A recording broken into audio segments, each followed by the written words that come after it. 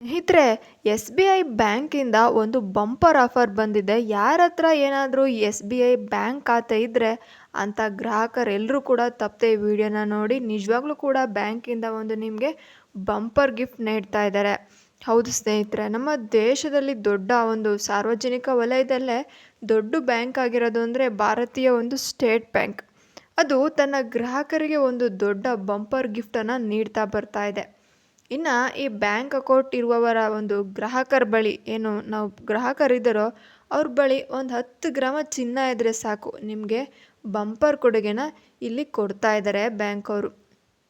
ನಮ್ಮ S B I account ಇರುವಂಥ ಎಲ್ಲ ಗ್ರಾಹಕರಿಗೆ ಈ ಬ್ಯಾಂಕ್ ತನ್ನ ಗ್ರಾಹಕರನ್ನು ಏನು ಮಾಡಲು, ಸಂತೋಷ ಮಾಡಲು ಮತ್ತು ಖುಷಿಪಡಿಸಲು, ಅವರಿಗೆ ಒಳ್ಳೆ ಲಾಭ ಕೊಡಿಸಲು ಒಂದು ದೊಡ್ಡ ಯೋಜನೆನ ಜಾರಿಗೆ ತಗೊಂಬಂದಿದೆ ಸ್ನೇಹಿತರೆ. ಅದು ನಮ್ಮ ದೇಶದಲ್ಲೇ ಒಂದು ಅತಿ ಹೆಚ್ಚು ಗ್ರಾಹಕರ ಸಂಖ್ಯೆಯನ್ನು ಹೊಂದಿದೆ. ಅತಿ ದೊಡ್ಡ ಬ್ಯಾಂಕ್ ಅನ್ನೋದನ್ನು ಕೂಡ ನಮ್ಮ ಭಾರತೀಯ ಒಂದು ಸ್ಟೇಟ್ ಬ್ಯಾಂಕ್ ಹೆಸರನ್ನು ತೆಗೆದುಕೊಂಡಿದೆ. ಬೇರೆ ಯಾವ ಬ್ಯಾಂಕು ಕೂಡ ಇಷ್ಟೊಂದು ಹೆಚ್ಚು ಗ್ರಾಹಕರು ಕೂಡ ಇಲ್ಲ, ಇಷ್ಟೊಂದು ಹೆಸರು ಕೂಡ ಮಾಡಿಲ್ಲ. ನಿಮ್ಮ ಹತ್ರ ಕೇವಲ 10 ಗ್ರಾಮ ಚಿನ್ನ ಇದ್ದರೆ ಈ ಒಂದು ಯೋಜನೆ ನಿಮಗಾಗಿ ವೀಕ್ಷಕರೇ. ಅದು ಏನಂತ ಅಂದರೆ ಎಸ್ ಬಿ ಐಯ ಒಂದು ಯೋಜನೆ ಎಂಬ ಪರಿಷ್ಕರಣೆ ಚಿನ್ನದ ಠೇವಣಿ ಯೋಜನೆಯನ್ನು ಪರಿಚಯಿಸಿದೆ. ಇದು 10 ಗ್ರಾಮ್ಗಿಂತ ಹೆಚ್ಚು ಚಿನ್ನವನ್ನು ಹೊಂದಿರುವ ವ್ಯಕ್ತಿಗಳಿಗೆ ಲಾಭದಾಯಕ ಹೂಡಿಕೆಯನ್ನು ಅವಕಾಶವನ್ನು ನೀಡ್ತಾ ಇದೆ. ಏನು ಈ ಒಂದು ಪರಿಷ್ಕರಣಾ ಚಿನ್ನದ ಠೇವಣಿ ಅಂತ ಈ ಯೋಜನೆ ಇದೆಯೋ ಅದ್ರ ಬಗ್ಗೆ ಈ ಹೂಡಿಕೆ ಬಗ್ಗೆ ಕಂಪ್ಲೀಟಾಗಿ ಇನ್ನೂ ಕೂಡ ಅವರು ಹೇಳಿದ್ದಾರೆ. ಏನಂದರೆ 10 ಗ್ರಾಮ್ಗಿಂತ ಹೆಚ್ಚು ಚಿನ್ನವನ್ನು ಹೊಂದಿರುವವರು ಎಲ್ಲರೂ ಒಂದು ಸ್ಟೇಟ್ ಬ್ಯಾಂಕಿನಿಂದ ಶುಭ ಸುದ್ದಿಯನ್ನು ನೀಡ್ತಾ ಇದ್ದಾರೆ. State bank of India G D S ಯೋಜನೆ ಎಂಬ ಪರಿಷ್ಕರಣೆ ಚಿನ್ನದ ಠೇವಣಿ ಯೋಜನೆಯನ್ನು ಪರಿಚಯಿಸಿದೆ ವೀಕ್ಷಕರೇ. ಇದರಿಂದ ಹೂಡಿಕೆಯಿಂದ ನೀವು ಅತಿ ಹೆಚ್ಚು ಲಾಭವನ್ನು ಪಡ್ಕೊಬೋದು. ಇನ್ನು ಇದಕ್ಕೆ ಅರ್ಹತೆಗಳು ಏನು ಬೇಕು, ಈ ಯೋಜನೆಗೆ ನಾವು ಕೂಡ 10 ಗ್ರಾಮ್ ಚಿನ್ನ ಹೂಡಿಕೆನ ಮಾಡ್ತೀವಿ, ಹಾಗಾದರೆ ಅರ್ಹತೆಗಳೇನು ಅಂತ ನೋಡೋದಾದರೆ ಭಾರತದ ನೀವು ನಾಗರಿಕರಾಗಬೇಕು. ಫಸ್ಟು ನೀವು ಇಂಡಿಯನ್ಸ್ ಆಗಿರಬೇಕು. ಆಮೇಲೆ ವ್ಯವಹಾರಗಳಾಗಲಿ, ಪಾಲುದಾರಿಕೆಗಳು, ಹಿಂದೂ ಅಭಿಜಿತ ಕುಟುಂಬಗಳು, ಮ್ಯೂಚುವಲ್ ಫಂಡ್ ಮತ್ತು ಎಸ್ ಟಿಯಲ್ಲಿ ನೋಂದಾಯಿಸಲಾಗದ ವಿನಿಮಯ ವಹಿವಾಟು, ಈ ಥರ ಯಾವುದೇ ಸರ್ಕಾರದ ಅಧಿಕೃತ ಸಂಸ್ಥೆಗಳು ಯಾವುದು ಜಿ ಡಿ ಎಸ್ ಯೋಜನೆಯಲ್ಲಿ ಹೂಡಿಕೆ ಮಾಡಲು ಅರ್ಹರಾಗಿರ್ತೀರ ನೀವು. ಫಸ್ಟ್ ಇಷ್ಟೇ ಕಂಡೀಷನ್, ತುಂಬ ಜಾಸ್ತಿ ಕಂಡೀಷನ್ ಕೂಡ ಅವರು ಹಾಕಿಲ್ಲ. ಇನ್ನು ಹೂಡಿಕೆ ಮೊತ್ತ ನಾವೆಷ್ಟು ಹೂಡಿಕೆನ ಮಾಡಬೇಕು, ಅವಳಗಳು ವಜ್ರಗಳು ಯಾವೂ ಕೂಡ ಇಲ್ಲ. ಕನಿಷ್ಠ 10 ಗ್ರಾಮ್ ಚಿನ್ನವನ್ನು ನೀವು ಈ ಯೋಜನೆಗೆ ಹೂಡಿಕೆನ ಮಾಡಬೇಕಾಗುತ್ತೆ. ಅದರ ಮೇಲೆ ತೀರಾ ಅತಿಯಾಗಿ ಏನು ಹೆಚ್ಚಿನ ಮಿತಿ ಇಲ್ಲ. ಕನಿಷ್ಠ 10 ಗ್ರಾಮ್ ಹಾಕ್ಬೋದು, ಅದ್ರ ಮೇಲೆ ನೀವು ಎಷ್ಟು ಬೇಕಾದರೂ ಹಾಕ್ಬೋದು ವೀಕ್ಷಕರೇ.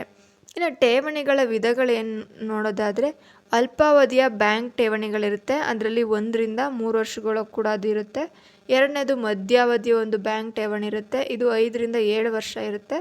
ಸ್ಥಿರಾವಧಿಯ ಠೇವಣಿ ಅಂತ ಇರುತ್ತೆ, ಅದು 12 ರಿಂದ 15 ವರ್ಷ ಇರುತ್ತೆ. ತುಂಬ ಲಾಂಗ್ ಇರುತ್ತೆ ಇದು ಸ್ಥಿರಾವಧಿ, ಇದು ಕೂಡ ಬೆಟರ್ ಆಗಿರುತ್ತೆ. ಇನ್ನು ಬಡ್ಡಿ ದರಗಳನ್ನು ನೋಡಿದ್ರೆ ಅಲ್ಪಾವಧಿಗೆ ಕಮ್ಮಿ ಬಡ್ಡಿ ಇರುತ್ತೆ. ಕಮ್ಮಿ ವರ್ಷ ಅಂದರೆ 3 ವರ್ಷ ಅಂತಂದರೆ ಒಂದು 0.50 ಹಾಕ್ತಾರೆ, ಒಂದು 0.50 ಹಾಕ್ತಾರೆ. ಹೌದು, ಅಷ್ಟೇ ಹಾಕೋದು. ಇನ್ನು ಏನಾದರೂ 1 ರಿಂದ 2 ವರ್ಷ ನೀವು ಮಾಡಿದ್ದೀರಾ ಅಂದರೆ 55% ಹಾಕ್ತಾರೆ.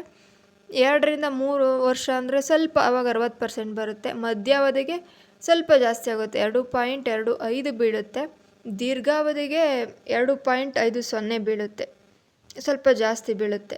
ಮರುಪಾವತಿ ಯಾವಾಗ ಅಂತ ನೋಡೋದಾದರೆ ಅಲ್ಪಾವಧಿಯ ಹೂಡಿಕೆಗಳಿಗೆ ಹೂಡಿಕೆದಾರರು ಮೆಚುರಿಟಿಯ ನಂತರ ಚಿನ್ನ ಅಥವಾ ನಗದು ಸಾಮಾನನ್ನು ಪಡೀತಾರೆ. ಮಧ್ಯ ಮತ್ತು ದೀರ್ಘಾವಧಿಯ ಒಂದು ಹೂಡಿಕೆದಾರರು ತಮ್ಮ ಹೂಡಿಕೆಯ ಮೌಲ್ಯ ನಗದು ಅಥವಾ ಚಿನ್ನವನ್ನು ಸ್ವೀಕರಿಸಬಹುದು. ಪ್ರಸ್ತುತ ಚಿನ್ನದ ಬೆಲೆಗೆ ಅನುಗುಣವಾಗಿ ಮರುಪಾವತಿಯ ಸಮಯದಲ್ಲಿ ಎಸ್ ಬಿ ಐ ಪಕ್ಕಾ 20% ಕೂಡ ಹೆಚ್ಚಿನ ಶುಲ್ಕವನ್ನು ಕೊಡುತ್ತೆ. ಅದಕ್ಕೆ ಹೆಚ್ಚಿನಾಗಿ ಹಣ ಕೂಡ ಕೊಡ್ತಾ ಹೋಗುತ್ತೆ. ಇನ್ನು ಮಧ್ಯ ಮತ್ತು ದೀರ್ಘಾವಧಿಯ ಹೂಡಿಕೆಯ ಒಂದು ಬಡ್ಡಿಗಳ ಮೇಲೆ ಪೆನಾಲ್ಟಿಗಳನ್ನು ಕೂಡ ಆರಂಭವಾದ ಒಂದು ವಿಮೋಚನೆಯನ್ನು ಮಾಡ್ತಾ ಇದೆ ವೀಕ್ಷಕರೇ.